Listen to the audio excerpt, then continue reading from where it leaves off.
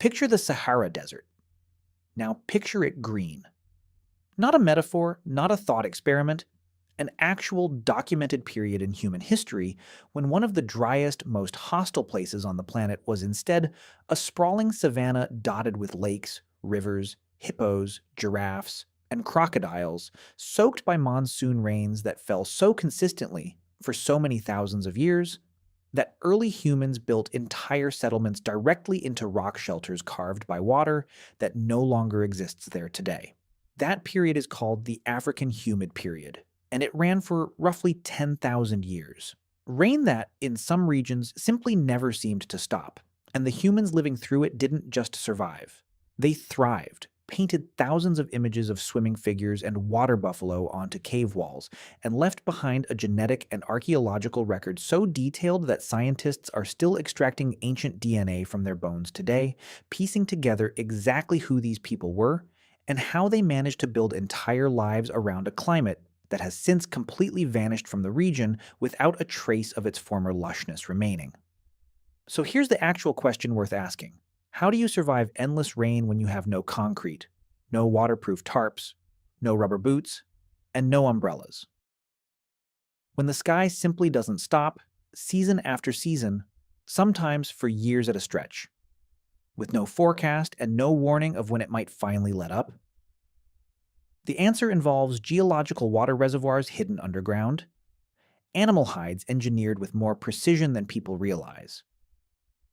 entire civilizations whose survival depended on a single river's flood cycle, and the genuinely fascinating reality that for our ancestors, rain wasn't always the enemy. Sometimes it was the entire reason civilization became possible at all, rather than the catastrophe most modern people instinctively assume it must have been. Let's start with the most basic problem rain creates, because it's not actually the wet part. It's the cold. Hypothermia, not drowning, is the primary threat posed by sustained rainfall in most environments, especially in temperate or cooler climates where ancient humans spent enormous stretches of their evolutionary history before ever migrating into warmer regions. Wet skin and wet clothing lose heat dramatically faster than dry skin and dry clothing, because water conducts heat away from the body far more efficiently than air does, pulling warmth directly off the skin's surface. A human can survive surprisingly cold air temperatures as long as they stay dry. The same human, soaked through in identical conditions, can deteriorate into dangerous hypothermia within just a few hours, even in temperatures that wouldn't otherwise be life-threatening on their own. This means the very first and most urgent problem ancient humans needed to solve wasn't keeping rain out entirely, which was often simply impossible given the technology available to them. It was keeping their own bodies dry enough, often enough, to avoid that specific and genuinely lethal threshold, season after season, year after year, generation after generation. This is where clothing enters the story. And it's considerably more sophisticated than the popular image of cavemen wrapped sloppily in random animal pelts thrown carelessly over one shoulder. Tailored animal skin clothing, carefully scraped, stretched, and treated through a labor-intensive, multi-step process, provided both genuine waterproofing and meaningful thermal insulation, a combination modern outdoor gear companies still spend enormous research budgets trying to replicate with synthetic materials today, often with mixed success. The fur side worn outward could shed water in a manner surprisingly similar to how a duck's feathers repel rain, while the inner hide layer trapped warm air directly against the skin, creating a kind of early thermal envelope that modern layered clothing systems still essentially mimic. Some cultures developed methods of treating hides with animal fats and oils specifically to enhance water resistance further, effectively creating an early form of waterproofing treatment using nothing more than rendered fat rubbed methodically into the leather over repeated applications spread across days. None of this happened by accident or trial alone, discovered once and then forgotten. It represented generations of accumulated, carefully tested knowledge passed down. Through direct teaching and observation, knowledge about exactly which animals produced the most water-resistant hides exactly how those hides needed to be processed and cured before use, and exactly how garments needed to be cut and stitched to keep water from finding its way in through seams, gaps, and stitched edges that hadn't been properly sealed. Shelter mattered just as much, and ancient humans approached the problem of staying dry indoors with a level of architectural creativity that rarely gets enough credit in popular imagination, which still tends to picture our ancestors as fundamentally improvising rather than genuinely engineering solutions.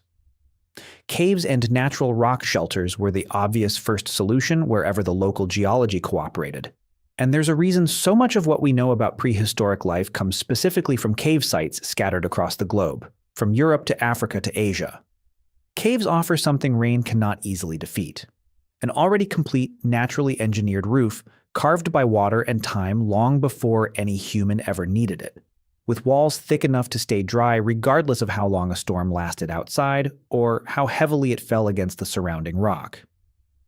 In regions without convenient caves, ancient builders turned to constructed alternatives, frequently centered around steeply angled roofs covered with thick layers of thatch, woven painstakingly from reeds, grasses, or palm fronds, depending on whatever was locally available in that particular environment and climate.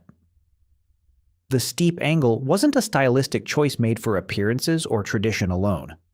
It was functional engineering, refined over generations of trial and error. Water runs off a steep slope far faster than it can pool and seep through, and a properly layered thatch roof, with each successive layer overlapping the one below it like shingles on a modern house, channels water continuously downward and off the edge before it ever has the chance to soak all the way through to the living space underneath and ruin whatever was stored inside. Some cultures built dwellings with raised floors specifically to handle prolonged or seasonal flooding, lifting the entire living area above the waterline using support posts driven deep into the ground, an architectural solution that shows up independently across wildly different climates and continents, from stilt houses scattered throughout Southeast Asia to pile dwellings recorded across parts of prehistoric Europe near lakes and rivers, built by people who never had any contact with each other yet arrived at remarkably similar conclusions. The logic is identical everywhere it appears, regardless of who developed it or when in history. If you can't stop the water from coming, simply build above where the water is actually going to end up when it arrives in force. Drainage channels dug around the perimeter of a settlement, even crude ones scraped out with simple digging tools made from wood, bone, or stone, could redirect runoff away from living spaces and storage pits, preventing the kind of standing water that would otherwise rot food stores, ruin bedding, and create a genuinely miserable, disease-prone living environment for everyone forced to remain there through a long, sustained wet season with no relief in sight. Now here's where the story shifts from simple survival tactics to something considerably more dramatic: entire ecosystems, entire ways of life, and eventually entire early civilizations that didn't just endure heavy rainfall but were actually built around it from the very beginning, shaped fundamentally by its presence rather than merely tolerating it. Roughly 14,500 to 5,000 years ago, the region we now know as the Sahara Desert experienced what scientists call the African Humid Period, frequently nicknamed the Green Sahara. During this stretch, the African monsoon pushed dramatically further north than it does today, delivering sustained, heavy rainfall across a region that is currently one of the driest, most inhospitable landscapes on Earth, a transformation that modern visitors to the desert would find almost impossible to believe ever happened there. The transformation was staggering by any measure available to researchers studying the sediment record. Lakes formed across the open desert where today there is nothing but rock and sand for hundreds of miles in every direction. Rivers ran where there is now only endless dunes. Savanna grassland spread across territory that today supports almost nothing larger than scattered desert scrub clinging to survival.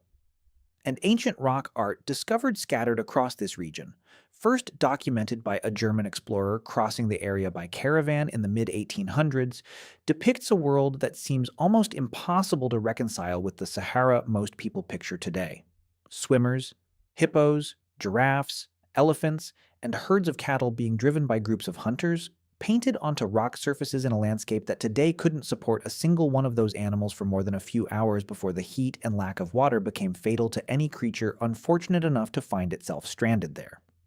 Human populations in the Sahara expanded rapidly during this wet period, settling into rock shelters like the one at Takarkori in southwestern Libya, where archaeologists have found nearly 5,000 years of continuous human occupation, layer after layer of accumulated daily life left behind in the sediment for researchers to carefully excavate, catalog, and interpret decades or centuries later. Researchers have even managed to extract ancient DNA from individuals buried at this site roughly 7,000 years ago, revealing a previously unknown North African genetic lineage that had remained isolated for thousands of years, quietly surviving and adapting through an environment most people today would assume was permanently, eternally hostile to sustained human life of any kind whatsoever. But the Green Sahara didn't last forever, and how it ended tells you almost as much about ancient human resilience and adaptability as how it began in the first place. The transition back to desert wasn't a single clean event happening suddenly overnight. Detailed sediment records from a basin in southern Ethiopia reveal that the ending was gradual, but genuinely turbulent, punctuated by repeated droughts lasting 20 to 80 years apiece. Recurring roughly every 160 years, interspersed with sudden bursts of extreme wetness that must have felt like a genuine reprieve before the rains failed yet again. An unstable climate flickering, back and forth before the region finally irreversibly dried out for good and settled into the desert we recognize today. Communities living through that transition had to repeatedly adapt to wild swings between flood and drought, sometimes within a single human lifetime, long before any of them could have known whether the rain was actually gone for good or simply taking an unusually long pause before eventually returning as it always had before. When the rains finally and permanently retreated around 5,000 years ago, populations didn't simply vanish into nothing or perish where they stood. They migrated, following the water as it withdrew southward and eastward across the continent, some moving toward the Nile Valley, some toward the Sahel, some toward what would become Lake Chad and the Niger River Valley, carrying with them generations of accumulated knowledge about exactly how to live successfully alongside unpredictable, dramatic rainfall in whatever new environment they eventually settled into and made their own. This pattern, entire civilizations rising and falling in direct response to the rhythm of seasonal rain, repeats itself dramatically elsewhere in the ancient world, and nowhere more clearly than with the Harappan civilization of the Indus River Valley, a culture whose scale and sophistication still surprises most people encountering it for the first time. Around 4,500 years ago, strong, reliable monsoon rains allowed the Harappans to farm the wide floodplains of the Indus River and its tributaries, supporting large, genuinely sophisticated cities with organized urban planning and advanced sanitation systems that rivaled or exceeded anything else being built anywhere else in the world at that time. In a region of the Indian subcontinent that most Westerners, even today, rarely learn much about in school despite its considerable scale and remarkable engineering achievements. At roughly the same time, in regions further south on the Indian peninsula, lush vegetation supported a completely different way of life entirely. Hunter-gatherer communities who never needed to build permanent settlements at all, because the abundant natural environment around them, fed by reliable rainfall year after year without fail, simply provided enough food without requiring anyone to plant, irrigate, or store anything in advance against future scarcity. Then the monsoon weakened, gradually at first and then more dramatically as the decades wore on. And the entire balance of the region flipped almost completely within a relatively short span of time, upending ways of life that had remained stable for centuries beforehand.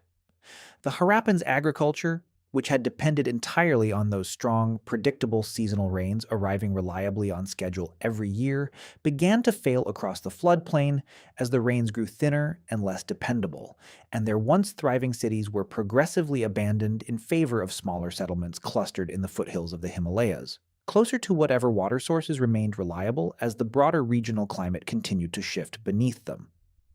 Meanwhile, the southern peninsula, which had previously supported easy hunter-gatherer life through sheer natural abundance with comparatively little effort required to sustain it, became noticeably more arid as the rains shifted southward and away, and the people living there were pushed toward an entirely new strategy out of pure necessity: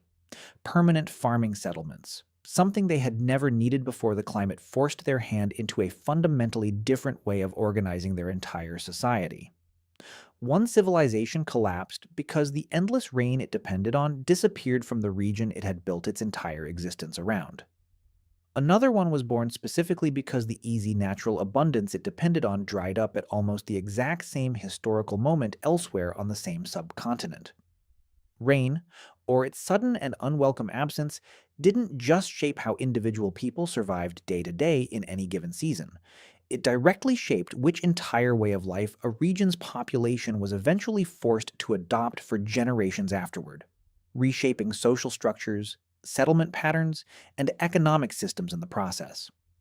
There's also the matter of groundwater, a genuinely underappreciated piece of the survival puzzle that researchers have only recently begun to fully map out in detail using modern geological surveying techniques unavailable to earlier generations of scientists. A study focused on East Africa's Rift Valley, the so-called cradle of humanity, where our ancestors evolved over roughly 5 million years through countless generations of gradual adaptation, found that human survival through harsh arid stretches may have depended heavily on networks of natural springs. Not simply on rainfall itself or on the rivers and lakes that rainfall directly fed at the surface during wetter periods. These aren't small, occasional trickles of water barely worth noticing or mentioning. Researchers specifically studied large, substantial outflows of groundwater naturally buffered against the worst swings of climate change precisely because of the underlying geology involved in storing and gradually releasing it over time. Certain types of rock can quietly store rainwater that falls during wetter periods, and then release it slowly and steadily over the following years, even through extended stretches of drought when the surface rainfall itself becomes unreliable or disappears entirely for years on end without any sign of returning. This means our ancestors weren't solely dependent on whatever rain happened to be falling on any given week or month of any given year, vulnerable to every fluctuation in the weather. They were, whether they consciously understood the underlying geology behind it or simply recognized the practical pattern through direct experience, relying on a slow-release natural reservoir system that had been quietly filling and emptying for millennia, smoothing out the wild unpredictability of the rainfall itself into something closer to a dependable, if modest, year-round water supply that could be counted on even during the leanest stretches. This detail matters enormously for understanding the bigger picture of how ancient humans handled extreme and unpredictable rainfall over many generations of accumulated experience, because it reveals that survival was never simply about whether rain fell predictably or not in any given season alone. It was about whether a given landscape had the right underlying geological features to store and slowly redistribute that rain across the inevitable dry stretches that always followed eventually, regardless of how wet the preceding years had been. Communities that happened to settle near these natural buffering systems had a genuine, measurable survival advantage over communities that didn't, entirely independent of how skilled either group happened to be at building shelters or tailoring waterproof clothing for themselves, suggesting that geography itself, quite apart from human ingenuity, played a decisive role in determining which populations endured and which eventually didn't. Floods deserve their own separate mention here too, because endless rain doesn't just mean staying wet and cold for an extended stretch of time. It eventually means rising water,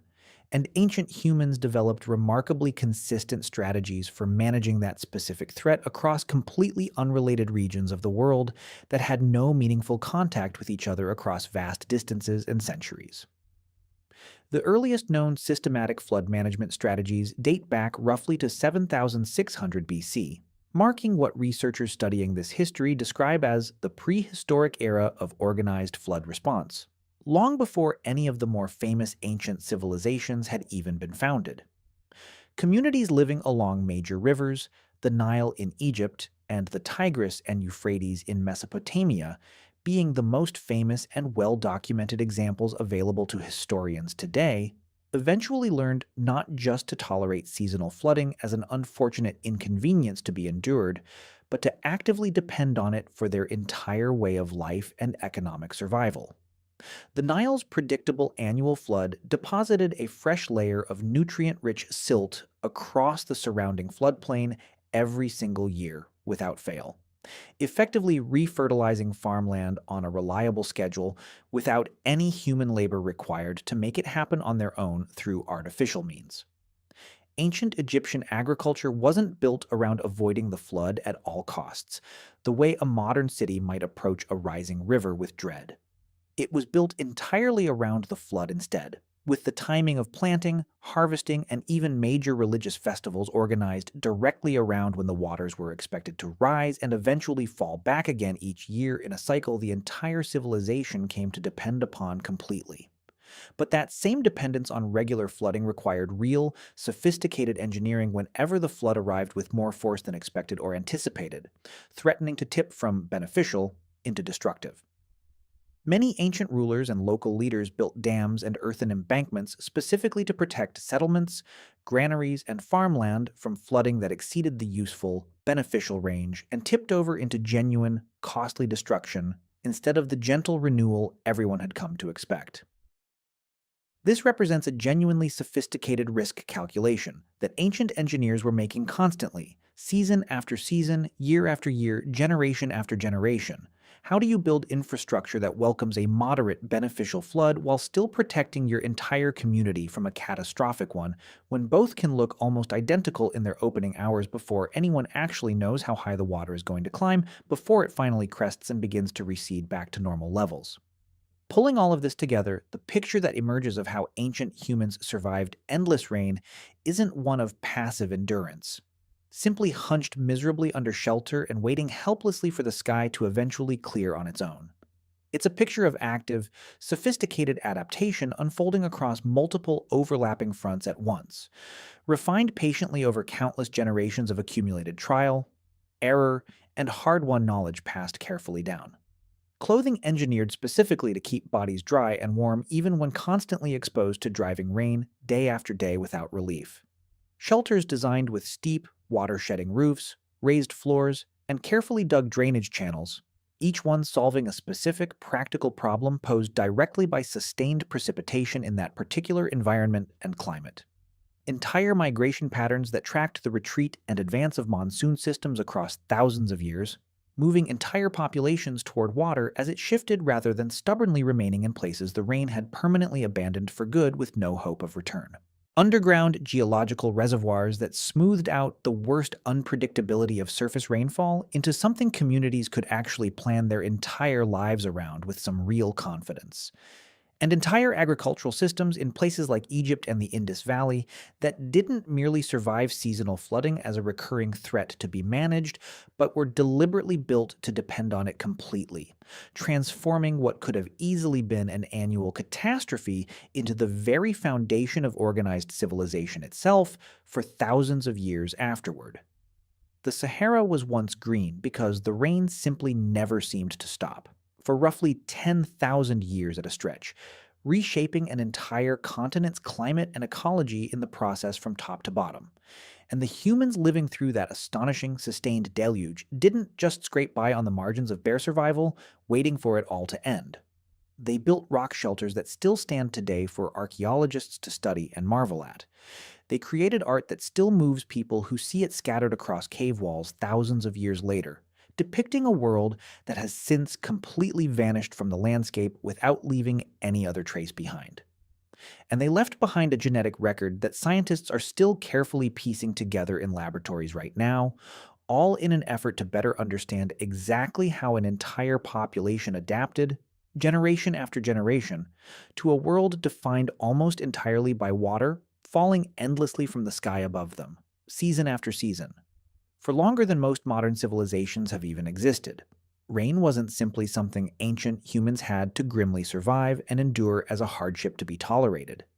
In enough places, across enough of human history, spanning multiple continents and multiple entirely separate civilizations with no contact between them, it was the very thing that made survival, and eventually civilization itself, possible in the first place.